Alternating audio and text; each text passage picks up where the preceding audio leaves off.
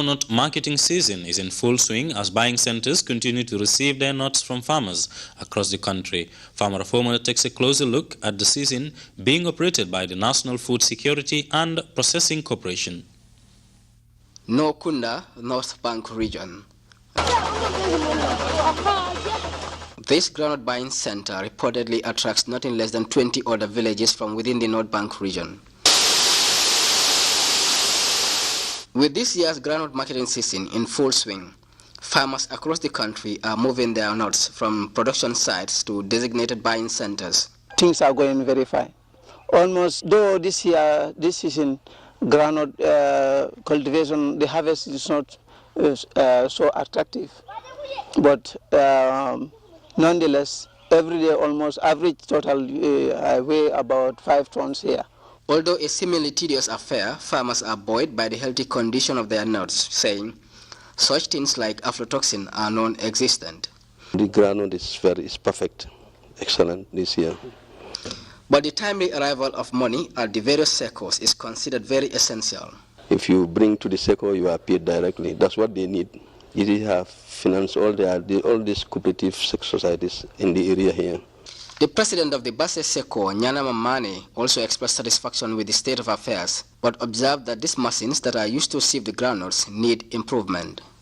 Meanwhile, at the Basse South Depot, the groundnuts are being gathered and weighed for transportation to Saro in Banjul, courtesy of the National Food Security and Processing Corporation. Famara Fofana, Grts. Key selling points in the Kanifing municipality are the focus of major rehabilitation work being jointly conducted by the KMC and GAMWorks. The refurbishment of sanitary facilities and construction of perimeter fences at the Talinding, Latrikunda Sabiji and Serakunda markets is expected to add value to business in these hugely populated areas, Ababakar Sengo reports. Sanitary conditions in major markets in populated centers in the metropolis have been a huge concern for authorities at Kanifing Municipal Council. And it is for this reason that Council, in partnership with GAMWorks, is embarking on a massive project to construct new facilities and perimeter fences to safeguard these market complexes. According to the technical director of GAMWorks, Margay, the project to refurbish the Serakunda market is estimated at over $1,700,000. Similar projects are expected to be rolled out in Talinding and Latrikunda Sabiji. The idea is to ensure conducive environment for market vendors. The Mayor Kanifing Municipality, Yankubo Kuli, spoke of the value attached to the project and commended GAMWorks for what he called a good partnership. For us at the municipality, when our contract is given out, we don't only wait for GAMWorks to come and visit you. Even myself, I can clandestinely enter the market, come and see what you are doing. We want a solid job. We want something that would serve, the people of this market, the municipality, because it's the people's fund. So we really want it to, be at the right place. These developments form part of Council's drive to ensure the availability of basic amenities for the people of the municipality. Construction of a total of 11 market toilets, which are currently in deplorable states, and inclusive in this is the reconstruction of waste collection points and the creation of boundary fences for the Talinding market and the Latrikunda market as well. And we want to say that KMC and GAMWorks have been in partnership since 1994, but this is the first time in the history of our relationship and partnership that the council committed 100% funding to GAMWorks for the construction of these market toilets. And we want to renew our confidence in GAMWorks and our trust in them, and to say that each time we contact them, records have proven that each time we contact GAMWorks, the works are delivered on time and in good quality. With these developments, municipal authorities are optimistic of a revitalized service delivery system, which will in turn ensure a thriving business environment for vendors. Grts News, this is Babakar Sengo. The new electoral cycle has kicked off with the supplementary registration of voters by the Independent Electoral Commission. In a media release, the Commission states that all persons residing or were born and claim that they are entitled to be registered in their respective constituencies are hereby required to present themselves in person to the registering officials at their designated registration centers from the 14th day of January 2016 to the 12th day of March 2016, between the hours of 8 a.m. and 5 p.m. each day. All claimants, the release went on, must at the time of voter registration provide evidence of citizenship by providing any of the following documents: birth certificate, Gambian passport, national identity card, a document certified by the district CFO or an alcalo of the village of birth of the applicant, stating the applicant was born in the district or village. All claimants must have or will have attained the age of 18 years by the first voting under any law. In the same vein, the release states there is replacement of lost, mutilated, burnt, and defaced voting cards alongside the supplementary registration of voters. Replacement of voting cards, the media release adds, can be done at the registration centers for a fee of $100. The Gambia Chamber of Commerce and Industry, GCCI, has convened a media briefing to review its 2015 activity, which concluded with this year's trade fair at the Independence Stadium in Bakau. Kumbaba was at the press conference and she filed in this report. It has been a truly eventful year for the Gambia Chamber of Commerce and Industry. The highlights of the organization's 2015 activities was just the concluded trade fair. Addressing the media at the press conference, the president of the Gambia Chamber of Commerce and Industry highlighted the numerous successes of the organization in the past 12 months. The theme for 2015-2016 trade fair is supporting sustainable enterprise with the aim of showcasing products locally produced in the country. The CEO of the Gambia Chamber of Commerce, Aliu Seka, described the trade fair as successful, while expressing the giant strides made in the promotion and support of all business enterprises, which he added will help in creating more job opportunities for Gambians. Both business partners and media practitioners are optimistic that this interactive forum will create better opportunities for businesses to enable them meet international market standards, as well as address constraints which are mainly due to late registration of stores. The forum brought together partners and members of the press to discuss progress made in the past years. Reporting for Grts News, I am Kumbaba. Paper. Yeah.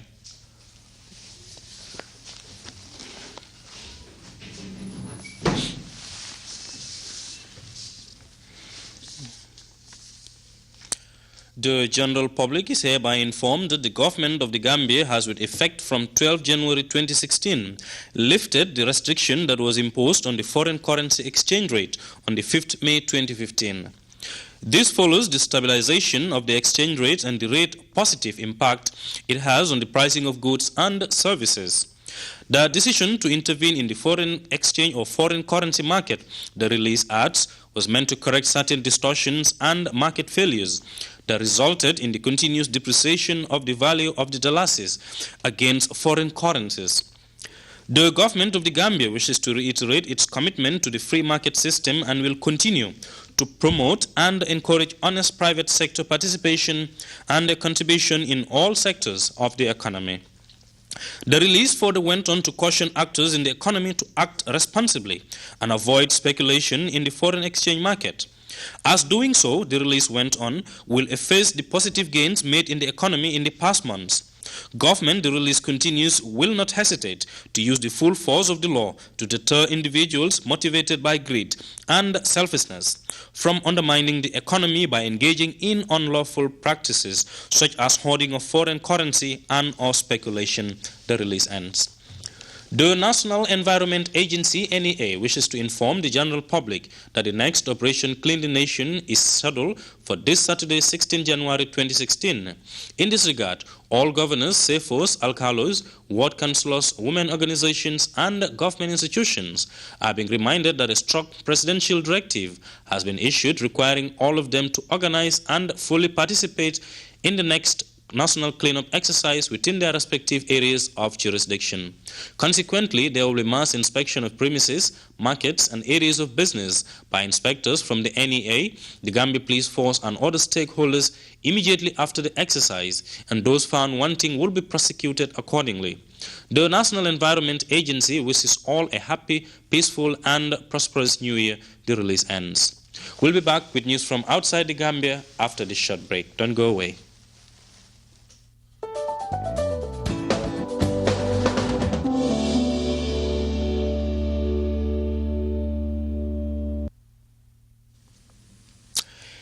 Indonesia's police spokesman says the hunt for gunmen is over.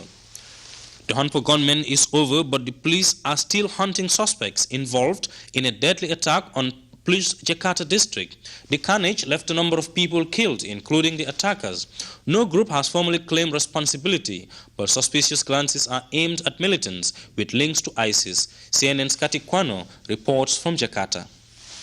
Robin, very little for now, but we do know that police are trying to identify police workers that were killed after the attacks here, after the gunfight and explosions here at which happened about 100 meters from where we're standing right now.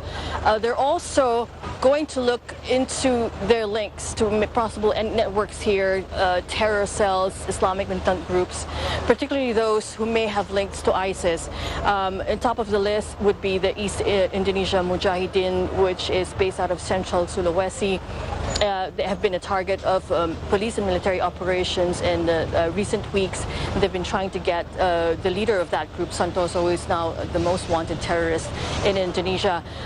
So they are going to look at that. They are going to look at how these attacks were planned, how these were funded. It was a surprise for many here because for a very long time authorities believed that the existing networks here, the existing terror militant groups here were not capable of launching a major attack again in Indonesia. It was the biggest heist in Britain, and the perpetrators have now been convicted. The three men behind the Hayton Garden jewelry robbery took away millions worth of stolen gemstones before being caught. CNN's Phil Black has more on from London. So it was the Easter long weekend. It was the last year when a gang of thieves, incredibly professional, motivated, conducted this huge, ambitious heist, breaking in to the building, jamming an elevator, nailing down the shaft, drilling through a 50-centimetre wall to access the safe deposit box and making away with around $20 million worth of jewels, gold, valuables. We heard about 6 weeks after that the police had arrested a group of men that were notable for their, well, I guess, advanced years, many of them in their 60s and 70s. These were career criminals, we have since learned, 4 of whom pled guilty pretty soon after they were arrested, but 4 more have been on trial over the last 7 weeks or so, and today we have a verdict in that trial. An additional 3 have been found guilty for their roles in this robbery. So we know now in total that some 7 people either admit to or have been found guilty in this case. As I say, they were led by men of advanced years, 60s and 70s, some of them as young as their 40s as well. Around $20 million worth of goods were stolen, but the police have only recovered around 1/3 of that. Rob. We take our second break now. Sports is next.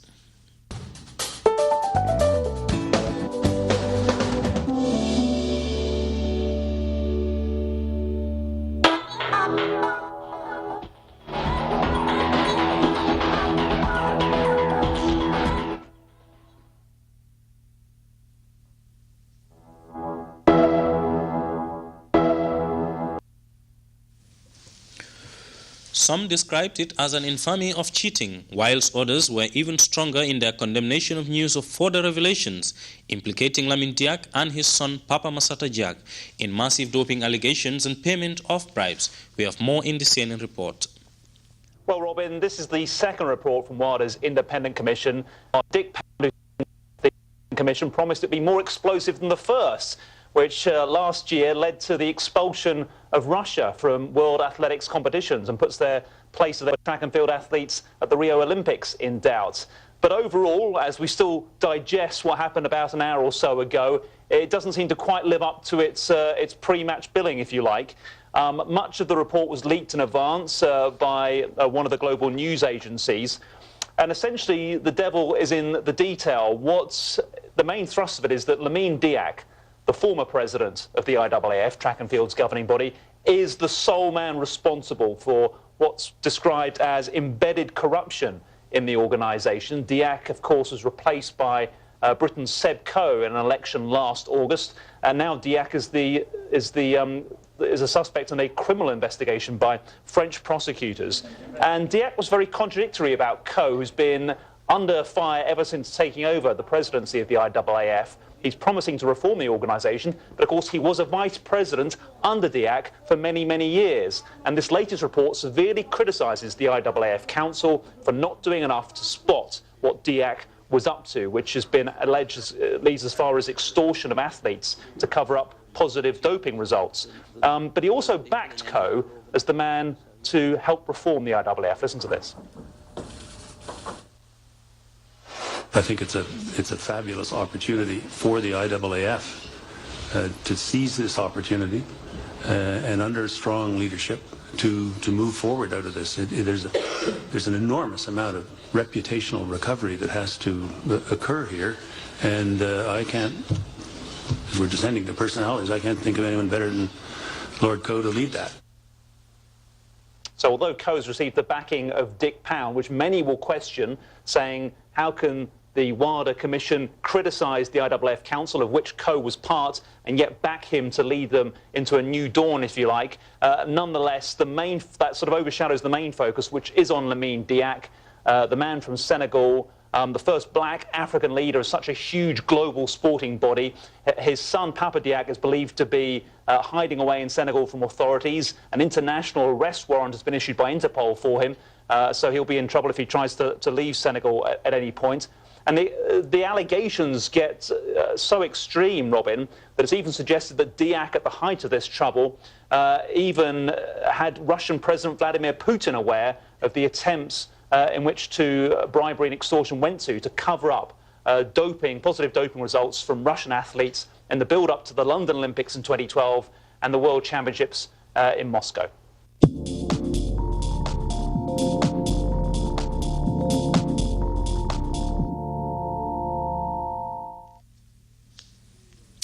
We now join the Weather Center for the day's weather outlook.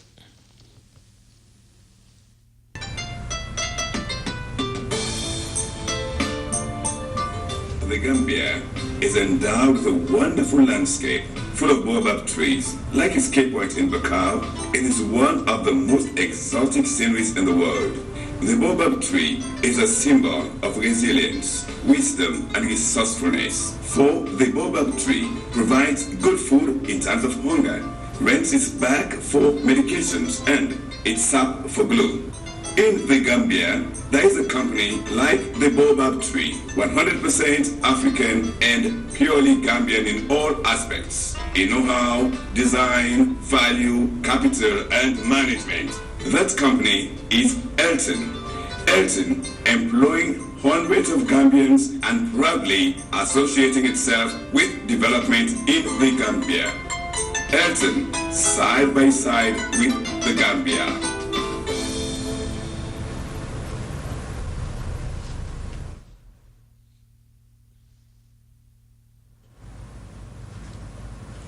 Good evening, viewers. Welcome to the weather segment with me, Abu Khan, beginning with a summary of the weather today.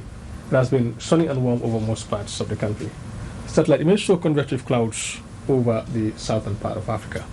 Tonight, the weather will be relatively cool, partly cloudy and dry, becoming misty thereafter. And the same condition is expected to prevail until tomorrow in the morning, becoming slightly hazy and warm in the afternoon. Surface winds will be mainly cyclonic in direction, moving at a speed of 5 to 10 km per hour. Minimum temperatures would be 17 degrees Celsius over Greater Banjul, 18 degrees Celsius over North Bank and West Coast regions, 19 degrees Celsius over Central and Lower River regions, and 17 degrees Celsius over Upper River regions. Maximum temperatures would be 38 degrees Celsius over Upper River region and Central River regions, 37 degrees Celsius over Lower River region, dropping to 34 degrees Celsius over the Greater Banjul.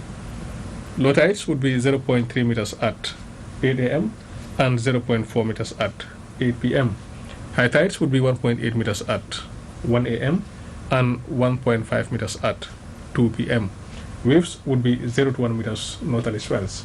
The sun will rise at 7:34 in the morning and will set at 18:56 in the evening.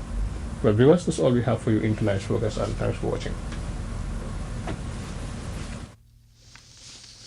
And before we take leave of you, a recap of the day's main stories.